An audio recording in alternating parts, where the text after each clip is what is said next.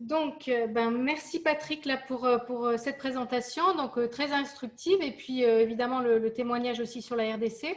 C'était aussi très important de rappeler les précautions d'emploi et les risques encourus en fait en matière d'utilisation de l'oxygène, parce qu'on oublie aussi trop souvent qu'on a effectivement affaire à des choses, qui peuvent être potentiellement très dangereuses pour le personnel et pour les patients en cas de mauvaise utilisation. Alors, nous allons maintenant aborder le sujet sous un angle biomédical, avec une présentation des différentes solutions techniques d'apport en oxygène qui existent et de leurs avantages, de leurs inconvénients. Et c'est Benoît-Pierre Ligaud, qui est ingénieur biomédical référent chez Médecins sans frontières France, et qui est également membre du conseil d'administration du MATEM, qui va partager avec nous son expertise. Benoît-Pierre, je te laisse prendre la parole. Merci. Ok, bonjour à tous, merci Cathy pour l'introduction. Alors je partage mon écran, vous me dites si vous le voyez.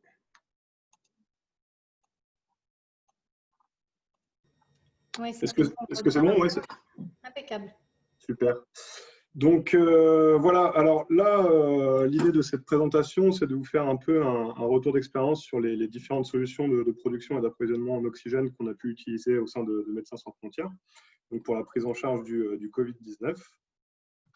Donc en deux mots, Médecins sans frontières, donc on travaille au global dans tous les pays en rouge sur cette carte.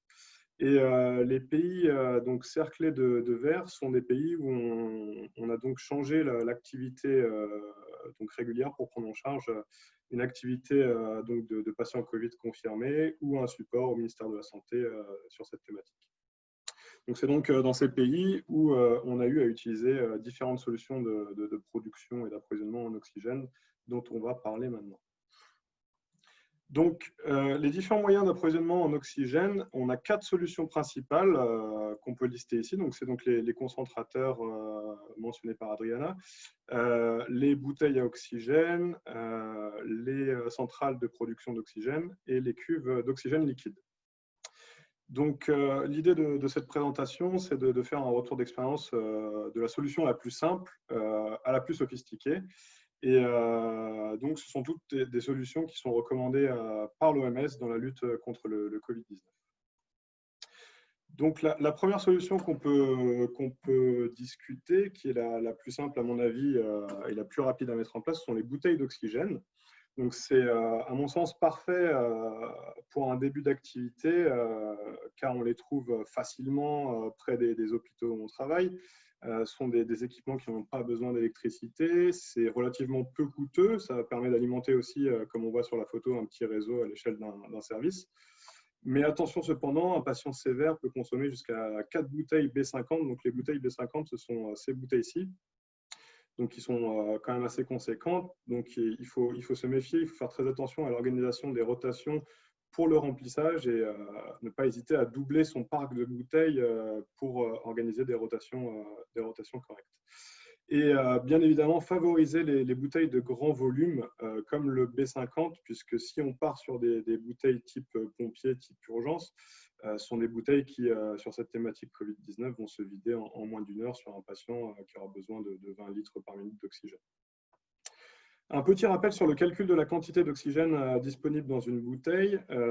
Donc le calcul est fait de la façon suivante. On prend le volume de la bouteille, le volume réel, on le multiplie par la pression en bar et ça nous donne le volume utile en oxygène. Donc si je prends l'exemple du B50, on a 50 litres en volume de bouteille, multiplié par une pression à 150 bars. En règle générale, on pressurise nos bouteilles, ce qui nous donne un volume utile de 7500 litres qu'on peut distribuer aux patients. Donc, c'est important de se rappeler ce calcul.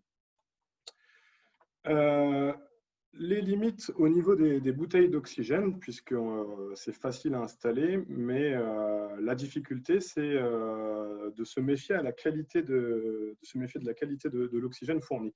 C'est donc l'oxygène médical, c'est un médicament, c'est donc une compagnie pharmaceutique qui doit nous délivrer cet oxygène, nous remplir nos bouteilles. Et donc, il est très important de demander un certificat de composition du gaz, puisqu'on a ici dans ce tableau la composition acceptable de l'oxygène avec la qualité et le niveau de tolérance qu'on peut accepter en termes de monoxyde de carbone, de dioxyde de carbone, dioxyde de soufre. Donc, c'est très, très important de monitorer ça, de demander un certificat, ou si ce n'est pas possible, de l'analyser nous-mêmes grâce à des équipements comme cet analyseur ou des tubes détecteurs qui permettent de vérifier les différents points listés dans ce tableau. La limite de la bouteille d'oxygène aussi, c'est la quantité d'oxygène qui est limitée. On l'a dit, un patient sévère peut avoir besoin de plus de 4 bouteilles B50 par jour. C'est donc un besoin énorme pour une quantité finalement qui est assez limitée dans la bouteille. Il faut se méfier aussi de l'approvisionnement. Donc, avec des bouteilles, on est tributaire d'une compagnie qui peut avoir des ruptures d'approvisionnement, qui peut ne pas livrer. Donc, c'est un point qui est très sensible. Il faut se méfier des manipulations, du transport, de l'utilisation. Donc, la bouteille d'oxygène est une bouteille pressurisée sous haute pression qui peut exploser si elle tombe au sol, si les connecteurs sont mal mis, si elles ne sont pas sécurisées. Au niveau du transport, il y a toute une procédure, il ne faut pas fumer. Voilà, donc ce sont des choses qui sont dangereuses à manipuler et on conseille de sous-traiter d'ailleurs le transport aux compagnies qui nous remplissent les bouteilles. Attention à la qualité des détendeurs, on l'a observé dans certains terrains d'intervention. Il faut vraiment prendre des détendeurs qui sont certifiés avec une assurance qualité suffisante, puisqu'on arrive à trouver des contrefaçons dans certains endroits qui sont vraiment pas solides, qui peuvent casser à la première utilisation, et c'est vraiment dramatique. Et donc, on le sent quand on les soupèse, les détendeurs de mauvaise qualité sont généralement très légers en comparaison d'un détendeur habituel. Une deuxième solution très intéressante, c'est le concentrateur d'oxygène. L'avantage du concentrateur d'oxygène, c'est qu'il est autonome, c'est-à-dire qu'il vient concentrer, comme disait le docteur Patrick, on a 21% d'oxygène dans l'air ambiant. Donc ce concentrateur vient concentrer ces 21% pour justement les concentrer à plus de 90% et donc retirer l'azote. Donc, on est autonome sur la production, on n'est pas tributaire d'une compagnie. C'est une solution qui est relativement abordable puisque l'équipement coûte environ 1 000 €. Et la maintenance est relativement simple, si tant est qu'on ait reçu une formation une fois. Enfin, en tout cas, la maintenance est tout à fait internalisable dans un hôpital. Les limites de cet équipement sont le débit et la pression. Donc, le débit maximum, c'est 10 litres par minute à notre connaissance sur les concentrateurs d'oxygène, ce qui est insuffisant pour alimenter certains appareils à haut débit ou les CPAP. Les pressions de sortie sont environ d'1 bar, ce qui est insuffisant aussi pour y brancher un respirateur de soins intensifs, ventilateur de soins intensifs. Et on a besoin d'une machine par patient, bien sûr, et donc d'un secours électrique par machine, puisqu'on peut être amené à travailler dans des endroits où il y a des coupures d'alimentation régulières. Et le gros problème qu'on a en ce moment, dû à cette pandémie Covid-19, c'est la disponibilité limitée sur le marché qui est saturé au niveau de ces équipements. Il faut donc considérer environ 3 mois de délai d'approvisionnement sur ce genre d'équipement. On a aussi une autre solution qui est le générateur d'oxygène, donc qui est un équipement qui marche de la même façon qu'un concentrateur en étant un peu plus puissant. Donc, il est pareil autonome, il va récupérer les 21% d'oxygène dans l'air ambiant pour les concentrer à plus de 90%, sauf que son débit et sa pression sont beaucoup plus élevés, donc de 20 à 40 litres par minute et une pression de travail à 3 bars. Ce qui permet d'alimenter les respirateurs, les machines à haut débit, les CPAP, finalement tous les dispositifs d'oxygénothérapie utiles sur la thématique Covid-19.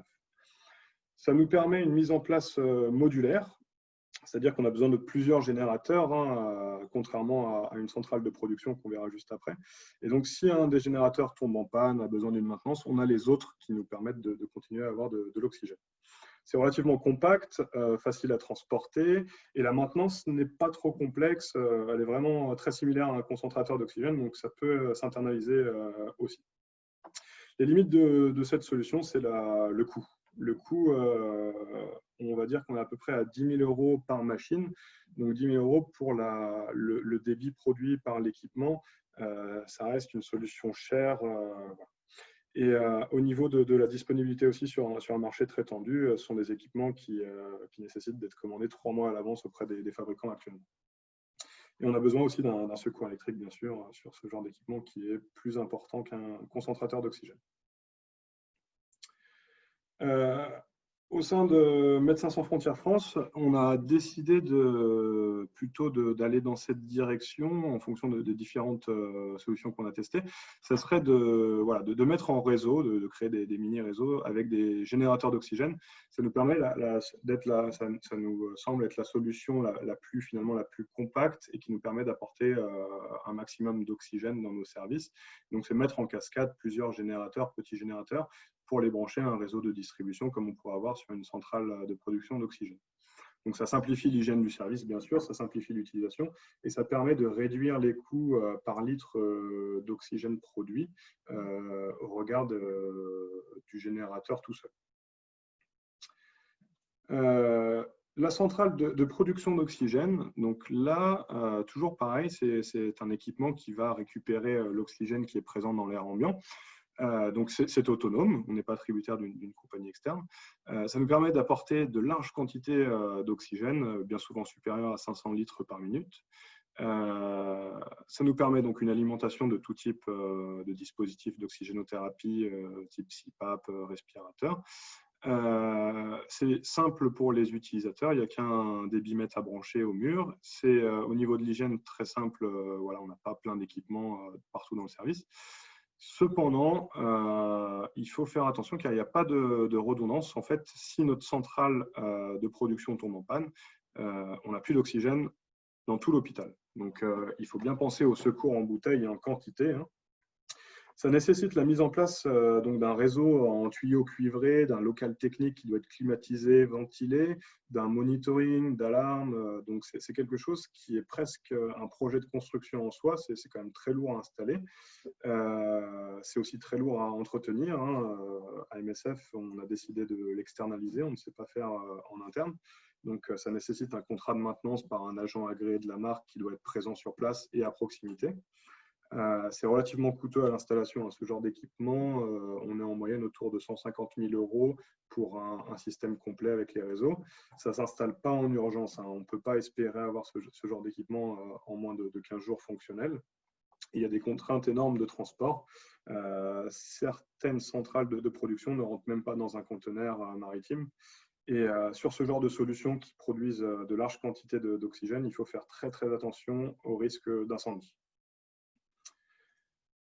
La dernière solution, c'est le réservoir d'oxygène liquide. Le réservoir d'oxygène liquide, il est très intéressant parce que ça permet de stocker une énorme quantité d'oxygène. Les ratios sont pour 1 litre d'oxygène liquide environ, ça distribue 800 litres d'oxygène gazeux qu'on peut distribuer aux patients. Donc, ce sont des ratios qui sont vraiment énormes. Le coût d'installation est relativement modéré. Ça coûte le prix finalement de la cuve qui n'est pas si cher que ça. C'est pareil, c'est connecté à un réseau de distribution, donc c'est simple pour les utilisateurs, au niveau de l'hygiène aussi.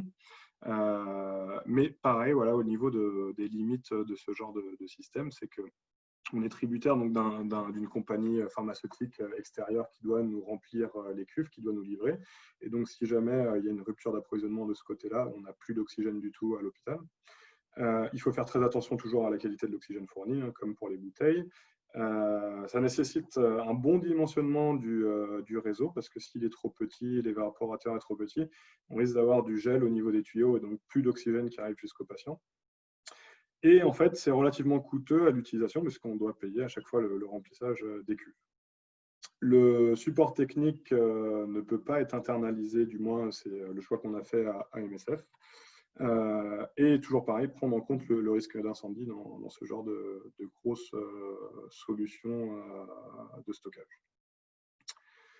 Voilà, donc juste pour synthétiser, hein, c'est pour reprendre les différents équipements qu'on a pu utiliser, les concentrateurs, les générateurs, les bouteilles, les centrales de production, les cuves d'oxygène liquide. On voit qu'il y a des avantages et des inconvénients partout, hein, et du coup, on en a discuté. Et on voit finalement la dernière colonne, la compatibilité avec les dispositifs d'oxygénothérapie. Donc on voit que seul le concentrateur a des limites à ce niveau-là et ne peut pas alimenter respirateur, machine à haut débit, certaines CPAP. Sinon, le reste permet d'utiliser tous les systèmes dont on a besoin au niveau de l'interface patient. Donc, pour conclure, je dirais que la stratégie qu'on a eue à MSF France, ça a été d'utiliser toutes les solutions possibles, en fait, puisque l'oxygène était indispensable pour voilà, prendre en charge des patients Covid. Donc, on a exploré toutes les solutions. Mais après, il faut aussi choisir celle, quand on a le choix, la solution la plus adaptée au contexte en fonction du besoin en oxygène. Est-ce que notre besoin il est plutôt bas débit, basse pression pour, je ne sais pas, utiliser uniquement des masques à oxygène, donc le concentrateur d'oxygène est parfait pour ça. Ou au contraire, est-ce qu'on veut brancher des respirateurs de soins intensifs? Dans ces cas-là, on devra choisir une solution un peu plus costaud. Le degré d'urgence, c'est-à-dire que vu l'état du marché actuel pour tout ce qui est équipement de production d'oxygène, est-ce qu'on a le temps d'attendre ou pas? Et dans ces cas-là, si on n'a pas le temps, il vaut mieux partir sur une solution de bouteille ou de cuve d'oxygène liquide. Et pour finir, les compétences techniques disponibles. Donc, est-ce qu'on a des techniciens, des ingénieurs capables de maintenir une centrale ou pas? Et donc, ça, voilà, c'est avec ces différents critères qu'il va falloir choisir la meilleure solution. Voilà, je vous remercie pour votre attention. Et si vous avez des questions, n'hésitez pas à le mettre sur le chat.